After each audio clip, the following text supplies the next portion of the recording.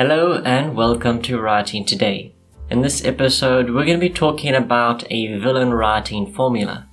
If you're looking to create an unforgettable villain, then this is the video for you, as we'll be talking about several actionable steps you can take to writing a villain that keeps your reader engaged. As always, you can read this blog post on our website, thepensleuth.com. There's a link to that in the description below, as well as a link to the writer's workshop, in case you're interested in some premium writing education, from courses to coaching. Of course, if you'd like to see my teaching methods first, there's a link to a free writing course at the top of the description on fantasy world building. With all that said, let's get straight into the video with the very first step to creating a compelling villain.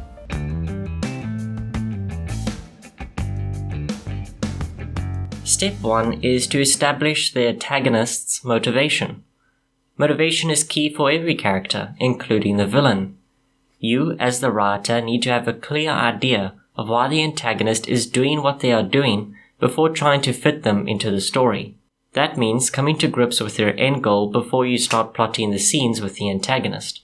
Too many writers create a fill-in character, one that plays the part of the bad guy, but their real motivation isn't established until much later. The problem with this method is the writer doesn't know their motivation until then, which means that the actions of the antagonist will force them into a corner, giving them the most logical and predictable motivation. If you want to write a compelling antagonist, you need the motivation established early on, at least for yourself. By having that motivation in hand, you can easily understand what the antagonist's next step is. In doing so, you can reveal the antagonist's motivation at any time in the story, and it will have an impact on the characters, the story, and the reader. And I would like to also say that you should take note of what genre you are writing in, as well as your target audience. Some writers like to create a general villain that can work in any genre, and that's no problem because the simplicity of that villain is sometimes charming. However, if you take your target audience and genre and keep them in mind, you'll find that the villains will be different in makeup. So for example, the villain in a young adult action adventure will be different from the antagonist in an adult mystery thriller. That's why this step is so important. You need to establish the motivation, the purpose of that character in the story. If your antagonist is just there to create conflict, they will lack the qualities that make them unique and memorable in your story. It all comes down to giving the antagonist the same attention you would give the protagonist. As they say, everybody's a hero in their own story, and I'm sure the antagonist in their own mind thinks they are on the right side. With that in mind, if you treat them as if they are, you'll give them the details and qualities that make them so memorable and important.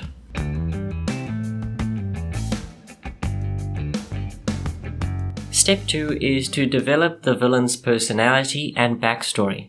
A backstory is required for almost any antagonist that's had a life before the first chapter of the novel. One that adds logic to the decisions they make, the logic that the reader can understand if not agree with.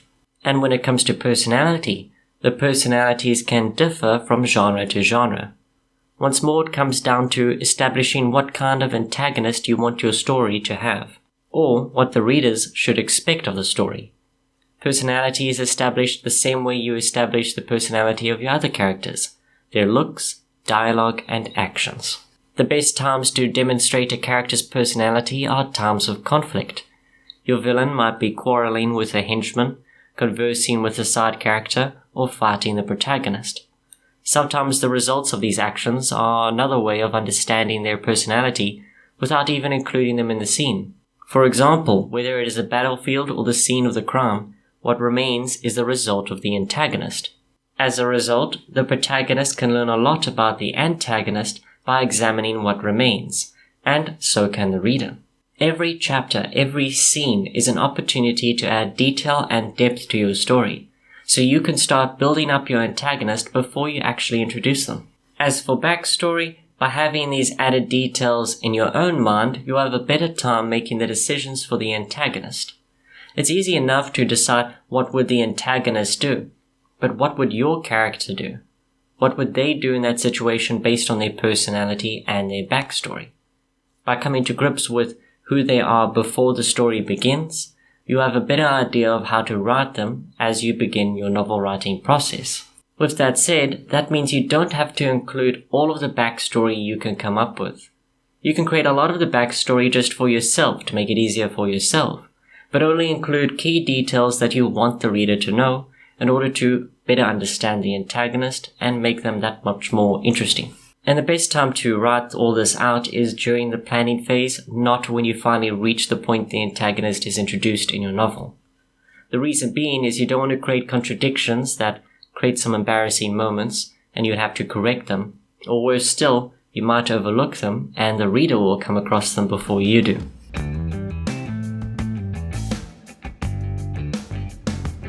Step 3 is to give the villain flaws and vulnerabilities. Nobody is perfect, least of all the antagonist. I've often talked about the fact that every character is flawed, they have shortfalls, and they are not unbeatable or inescapable. Even the scariest antagonists are defeated in the end. You need to only look at most horror movies with the physical antagonist. There are times they lose, there are times they fall. With that in mind, every writer needs to look at the flaws that best suit the antagonist. These flaws can be minor, from the way they look to the way they speak. They might even be afraid of something that the reader isn't. The reason this aspect of the antagonist is so important is that too many writers focus on the villain's strengths and have the protagonist beat them at what they are good at. And yes, that might be what it comes down to in most stories, but in great stories, the antagonist is flawed. The antagonist is often brought down by their own human failings, their ego, or their cruel decisions catching up with them. And I believe this comes down to conflict in its purest form. I believe that every character in a story should be challenged in some crucial way that results in a change.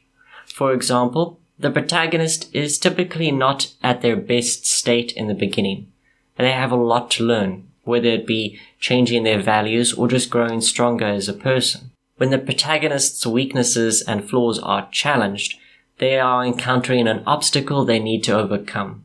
They need to overcome their own shortfall, or they need to become stronger enough that it no longer is a factor. As a result, they'll go through character growth. They'll become a better person, a stronger one, a smarter one, a faster one, whatever the story entails. When it comes to the antagonist, it is they get challenged, but then they fail in some way. It could be a physical challenge, they just prove weaker, they may be too confident in their skills and don't practice enough.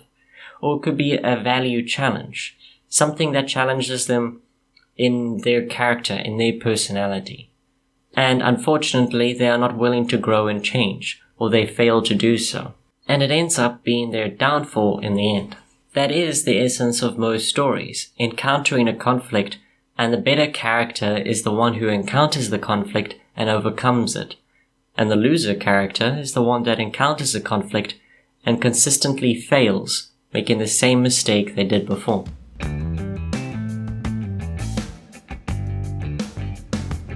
Step number 4 is to create a dynamic relationship with the protagonist. One of the major reasons to include an antagonist, if not the reason, is that there is a dynamic between the antagonist and the protagonist. I don't mean that they have great banter or something like that, although it is an idea. I mean the antagonist is there to counter the protagonist. It is a lesson for them to learn, an interesting character that has them question a certain value or their understanding of some aspect of life. The more basic stories have it as good versus evil, but the more complex stories challenge something a bit more impactful. Here's an example of two interesting dualities. Sherlock and Moriarty, Batman and Joker. Sherlock and Moriarty, these two are very similar. Both are geniuses, but one uses his brains to bring down the bad guys, for the love of the mystery and even a sense of justice. The other uses their intellect to pull off devious crimes, feeling joy when a plan works out. It's an interesting contradiction because their strengths are very similar, and their personalities are also similar to some degree. But when it comes to their moral compass, well, that's where they differ, and it becomes a real challenge between the two. That's what makes them so much more interesting. And then there is Batman and Joker, a popular pair, Batman trying to create order and justice, and Joker trying to create chaos. Many discussions have been made about the duality of these two, but it is well known that Joker challenges Batman's value of not killing the enemy. It's a dynamic relationship that has really propped these two up in the duality spotlight, if you want to call it that. It's made them a lot more popular as a result, not just because they are comic book heroes, but because they propose an interesting contradiction of values. And it's these more thought-provoking conflicts that also are a lot more captivating to the reader.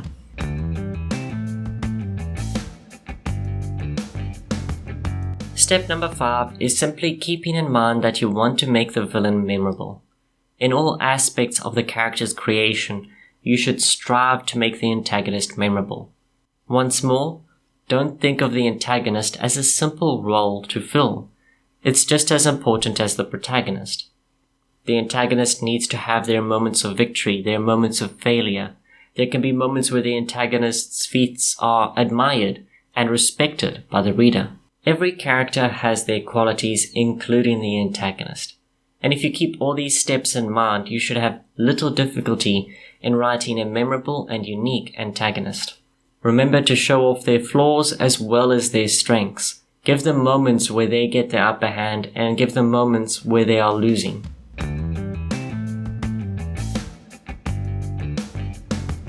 And now here are some of my thoughts on the subject. Whenever I'm plotting a story, I don't like to work with entirely evil antagonists. I'm sure many writers can agree with why.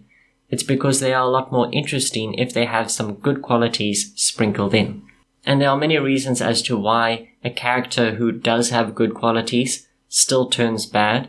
Usually it's a tragic backstory, and as cliché as that sounds, it still works. And as an added bonus, and this isn't included in the formula, but I like to include moments where the reader can actually root for the antagonist or agree with the antagonist's view. It creates this wonderful sense of attachment that the reader can have with the antagonist, and an understanding of who they are or why they are doing something, and in some aspect even agreeing with their character. Maybe not entirely, but certainly to some degree. And I'm not talking just about the antagonists that want to do something great for the world, but are going about it the wrong way. It's not the do the means justify the ends sort of antagonist. It can work with almost any antagonist, really. If there are moments where the reader can say, okay, maybe this character isn't so bad, then maybe there's potential for a lot more interesting scenes later on. But those are just some of my thoughts. If you're an experienced writer, what advice would you give beginner writers in creating a memorable and unique villain? Let me know in the comments below.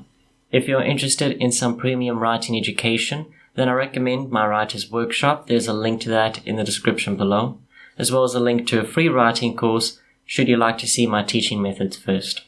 I do hope you enjoyed this episode of Writing Today, and if you did, be sure to leave a like and subscribe if you haven't already. And with that, good day, good night, and happy writing.